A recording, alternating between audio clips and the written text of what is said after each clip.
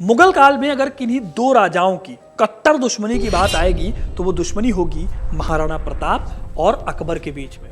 जब राजपूत राजा अकबर की ताकत के आगे घुटने टेक रहे थे तब महाराणा प्रताप ने अकबर को चैलेंज किया और कभी भी उसकी सत्ता को एक्सेप्ट नहीं किया। लेकिन क्या आपको पता है दोस्तों, या क्या कभी आपने सोचा है कि अकबर और राणा प्रताप के बीच की इस दुश्मनी का बीज कहां पर पड़ा?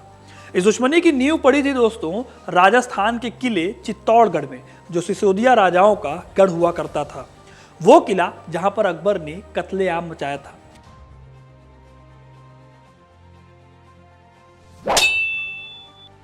आज के इस वीडियो में मैं आपको अकबर के चित्तौड़ के किले पर हमले की कहानी सुनाऊंगा, जिसके नाम पर 32,000 राजपूतों की मौत लिखी हुई है।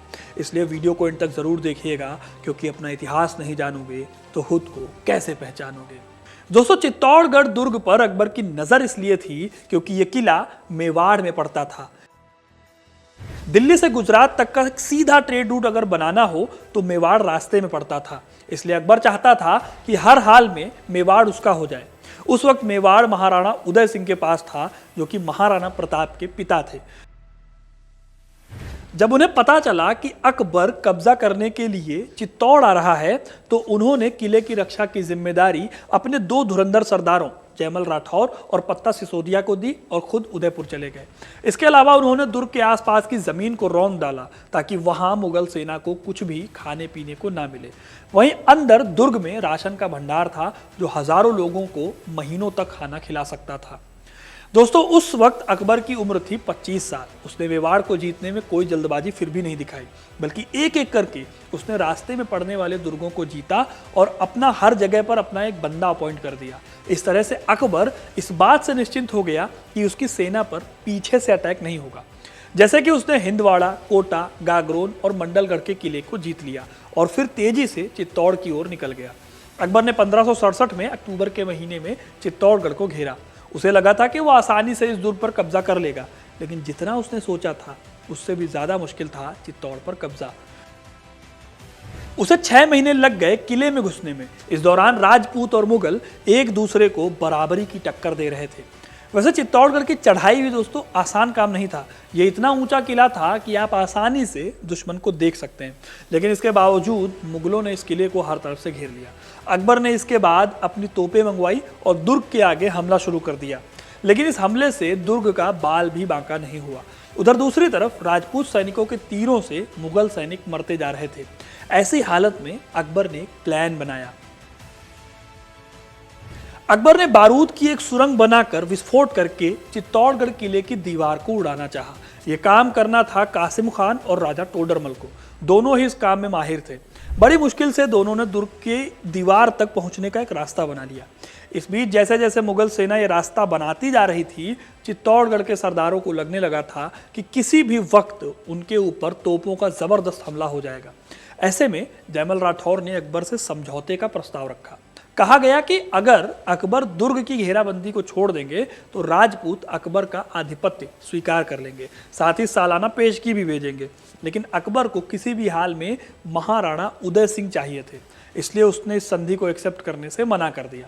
इसके बाद चित्तौड़ को युद्ध के रास्ते पर जाना ही था और कोई रास्ता बचा नहीं था। जैसे ही जंग शुरू हुई, राजपूत बड़ी बहादुरी से अकबर की सेना से भिड़ गए। यह हमला इतनी तेज हुआ कि खुद अकबर भी कई बार बाल बाल बचा। यह लड़ाई दोस्तों कई हफ्ते चली। मुगल सैनिकों का कोई भी पैंतरा काम नहीं कर रहा था। राजपूत इतने तेज थे कि दिन में गिराई गई दीवार रातों रात बना दी जाती और सुबह फिर लड़ाई बराबरी पर आकर रुकती थी। आखिर में अकबर ने हुक्म दिया कि किले की नींव में बारूद भरकर उसे उड़ा दिया जाए, लेकिन यहीं पर मुगलों से गलती भी हो गई।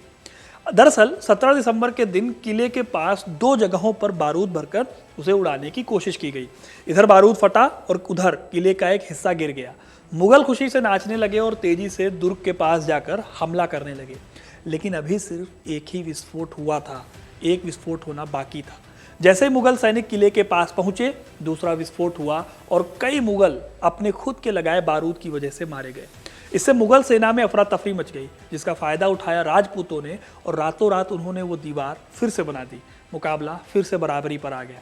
फिर अकबर ने अपनी पुरानी स्ट्रेटजी अपनाई और उस सुरंग को बनाने पर फोकस किया जिसे बनाने का काम टोडरमल कर रहे थे। यह रास्ता चारों तरफ से ढका हुआ था और सिर्फ आगे और पीछे उसका मुंह खुला था। 22 फरवरी के दिन अकबर की फौज ने जोरदार हमला कर दिया। इस हमले में दुर्ग में कई बड़े बड़े छेद हो गए। राजपूत अपने किले और मातृभूमि को बचाने के लिए इस हद तक आगे बढ़ गए दोस्तों कि खुद को तोपों के सामने खड़ा कर दिया। उन छेदों के सामने खड़े होने का मतलब ही यही था कि आप तोप के मुंह के सामने खड़े। इस बीच अकबर ने राजपूतों के एक खास सिपाही को देखा। उसने जंजीरों से बना कवच पहना हुआ था। उसने उस शख्स को निशाना बनाते हुए तोप का एक हमला उसकी ओर किया। निशाना सही जगह पर लगा और वो शख्स बुरी तरह से घायल हो गया। ये शख्स कोई और नहीं बल्कि जयमल राठौर थे, उन 2 बहादुर सिपाहियों में से एक जिन्हें महाराणा उदय सिंह ने किले की जिम्मेदारी दी थी। इस हमले के कुछ ही देर बाद दोस्तों किले से अचानक आग की लपटें उठने लगी। अकबर के पास खड़े राजा भगवान दास ने इस आग को देखकर उसे बताया कि राजपूत स्त्रियों का जौहर है और इसका मतलब है राजपूत अपनी आखिरी लड़ाई यानी कि साका की तैयारी कर चुके हैं। दरअसल जयमल जी के ऊपर अटैक के बाद राजपूतों ने साका करने का फैसला किया था। यह चित्तौड़ का आखिरी जौहर था। इससे पहले जब अलाउद्दीन खिलजी ने 1303 में आक्रमण किया था तब पहला जौहर हुआ था और दूसरा जौहर तब हुआ जब गुजरात के राजा बहादुर शाह ने साल 1535 में चित्तौड़ पर हमला किया था। 23 फरवरी 1568 वो तारीख थी जब तीसरा जौहर हुआ। इस जौहर के साथ ही राजपूत सैनिक भी पूरी ताकत के साथ मुगल सेना से भिड़ गए। अब तक मुगल दुर्ग के अंदर घुस चुके थे। अकबर खुद एक हाथी पर चढ़ा हुआ था और दुर्ग के अंदर घुस चुका था। मुगलों के करीब 300 हाथी दुर्ग के अंदर तबाही मचा रहे थे। लेकिन राजपूतों ने भी दोस्तों अपनी लड़ाई में कमी नहीं आने दी। उन्होंने कई हाथियों की सूंड काट डाली। कई मुगल मारे गए। जयमल के बाद पत्ता सिसोदिया इस किले को लेकर लड़ रहे थे। आखिर में वो भी मार डाले गए। दोस्तों अबुल फजल लिखते हैं कि दुर्ग के अंदर 8000 सिपाहियों के अलावा 40,000 आम लोग थे। इन लोगों ने राजपूत सेना का साथ दिया था। इसके चलते गुस्से में अकबर ने बेरहमी से इसमें से 30,000 लोगों को मरवा दिया। आखिरकार फरवरी के आखिरी हफ्ते में अकबर का चित्तौड़गढ़ के दुर्ग पर पूरी तरह से कब्जा हो गया।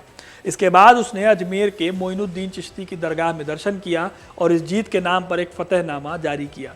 कहा जाता है दोस्तों कि अकबर जयमल और पत्ता की बहादुरी से इतना इंप्रेस हुआ कि उसने फतेहपुर सीकरी में इन दोनों की मूर्तियां लगवाई।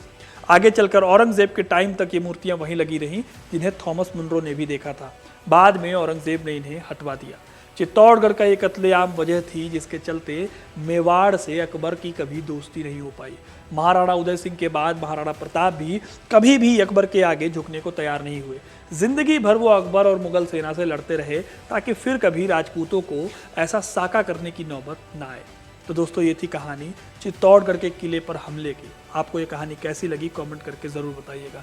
वीडियो को लाइक और शेयर करना ना भूलें और ऐसी इंटरेस्टिंग कहानियों के लिए, इतिहास से जुड़े रहने के लिए हिस्ट्री कनेक्ट को सब्सक्राइब ज़रूर करें।